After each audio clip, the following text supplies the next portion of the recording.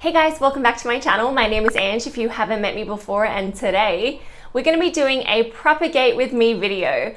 So currently I am in Sydney, Australia, if you didn't know that already, and we are in a 2-week lockdown period. So we're only allowed to leave the house if it's for essential goods or if we need groceries, see a doctor, that kind of thing at the moment. So since I can't really be going out to all these different plant nurseries and having a look what's around, I thought it would be good to shop my own collection and just propagate some plants that are really needing to be chopped. But it is actually winter at the moment, so I know that's not the best time to be chopping and propagating plants, but I'm a rebel. I do what I want, and I'm thinking that I'm just gonna pop them in a grow tent or put them in a bright window and just hope for the best. So if you are in winter, I probably wouldn't recommend propagating right now because you might have some losses, but I don't mind. I'm gonna take that chance and we're gonna propagate some things today. Speaking of the lockdown though, I am such an introverted person. I love being at home. So right now it's kind of perfect for me. Sorry for being a little bit AWOL on my channel. I have been staying at home and playing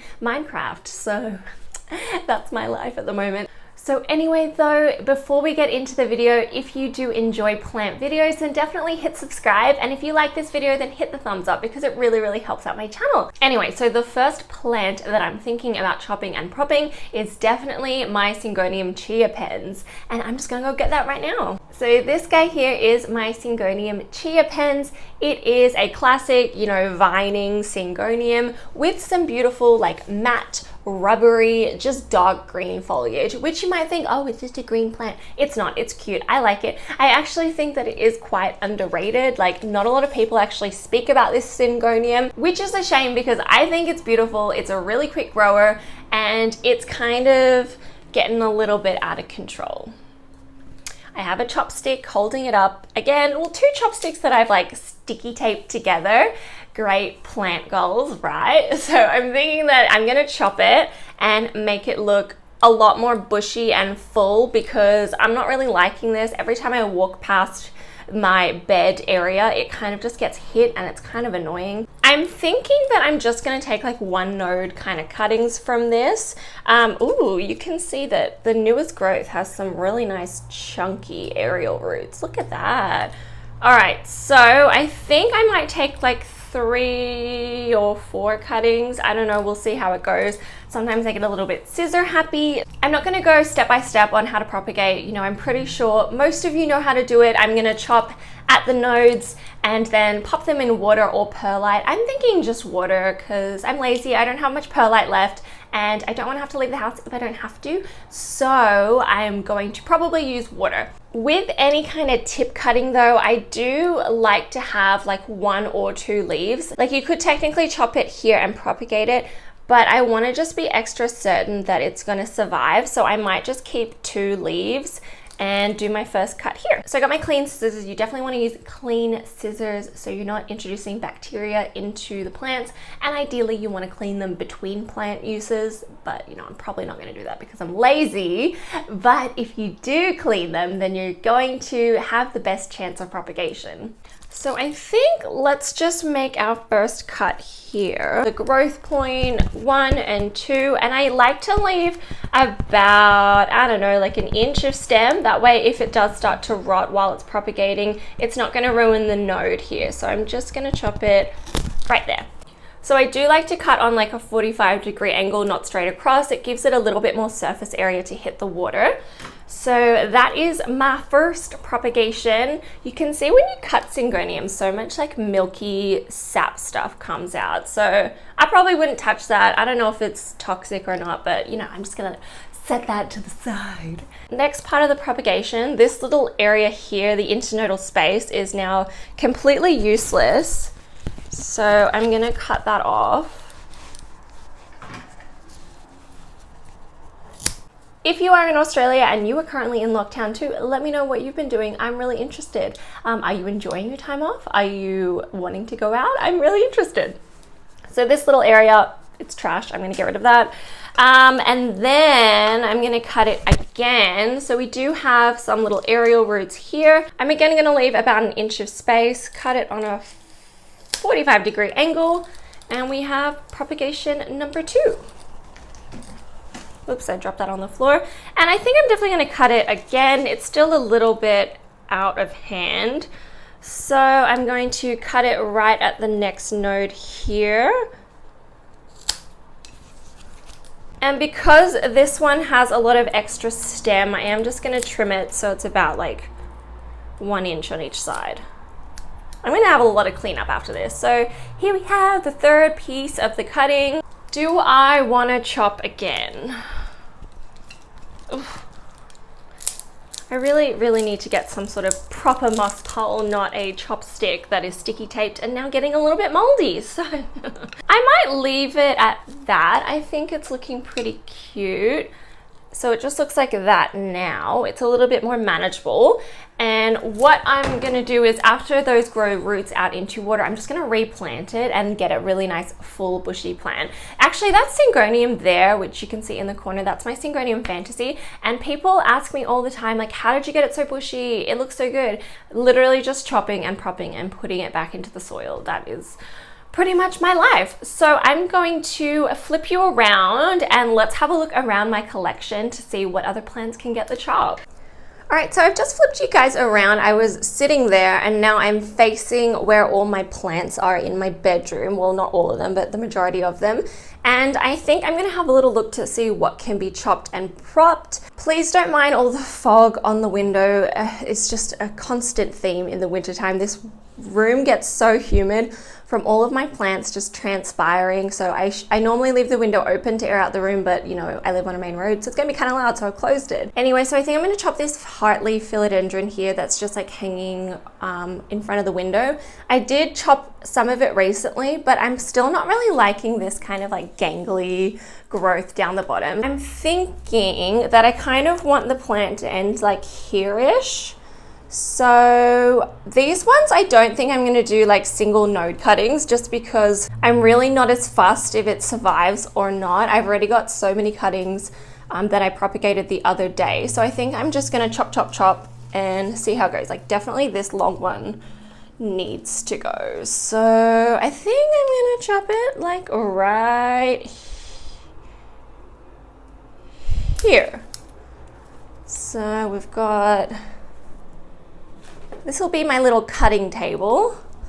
Let's have a little look to see what else can be chopped. Like this is a bit tangled. Let's untangle that now. Okay, so I just untangled some. You can see that it's now a lot longer.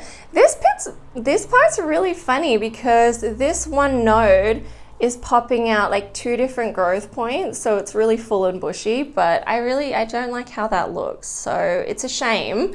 But I think I'm gonna chop it. So, oh, and there's like a second growth point coming out of this one. This is because I have chopped it before. So if you are like worried about cutting your plants, really don't be worried because it's gonna give them the best shot of actually like bushing out. So let's chop it right here. And maybe I might just leave it like that for now. All right, so we got more propagations adding to the propagation trash zone. This guy here is a plant that I have struggled with. You can see it has a lot of like bare areas where it's dropped leaves. I think it is starting to do a lot better now. We have got some longer growth over here, but I think I'm not gonna propagate this one. I think I'm gonna let it chill for a sec. I don't know, I might come back to that one. So there are definitely some plants in the bathroom I need to chop. So let's go into the bathroom. Okay, so we're in the bathroom. This is the little IKEA shelf that hangs above my toilet. And I think it's kind of just looking a little bit messy and overgrown, especially where this Syndapsis pictus is, and maybe this Syngonium batik there. So let's take some cuttings of this guy just so the stuff behind it can get some more light. So those are a bunch of heartleaf philodendron propagations I took the other day, so I'm gonna have a lot. All right, so you can see I've cut it before right here. I might actually just go one further up and cut. Let's not, oh no, it fell in the toilet.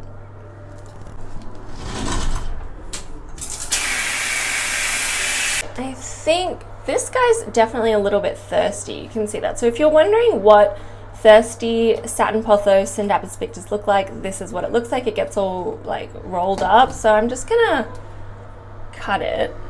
Maybe I'm gonna cut it right here. I know he's gonna take these. He's like eyeing them off. Don't take my cuttings. All right, so the last plant I think I'm gonna give a haircut to will be this marble queen that also hangs down, and every time you like walk to the toilet, which is this way, it like hits you. It's a little bit hard for you to see, but you can see how much it hangs down like that. So let's take a few cuttings from this guy. So let's cut it like here. And maybe here.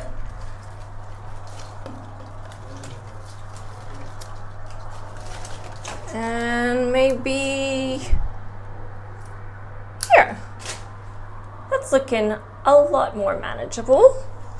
And maybe should we cut this fine? No, I might just leave that one hanging down. All right, so I'm currently in my living room. I think either the last plant or one of the plants I want to chop today is this horsehead philodendron or the philodendron bipenifolium. It's not getting that much light, so the new growth is actually a little bit stunted.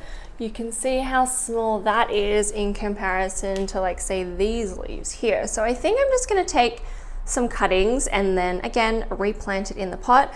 I'm not liking this weird like zigzaggy pattern, so I think I'm going to cut it like right here, leaving a little bit of extra room, like an inch. Okay, I'm just going to cut it down here first.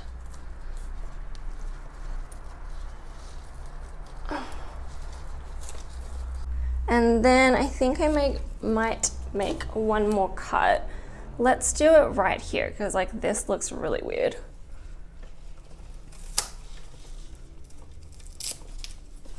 So this is my big pile of propagations that now I'm going to cut into smaller sections. So let's do that. So I'm just going to cut these into smaller little areas.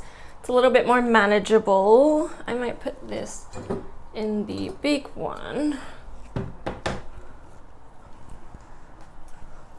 And this looks pretty awful, so I'm just gonna leave it as one little section, I think. I don't even know if that's gonna survive, to be honest. I have successfully finished propagating. That was quite a long process, so I'm gonna flip you around and show you what I ended up with. So this little area here is everything that I have propagated. So starting in this jar, I have about 3 or 4 Syngonium chia pens propagations, and then I have the philodendron bipenifolium and another one over here. One of these is a 1-leaf cutting and the other one has a few leaves on it.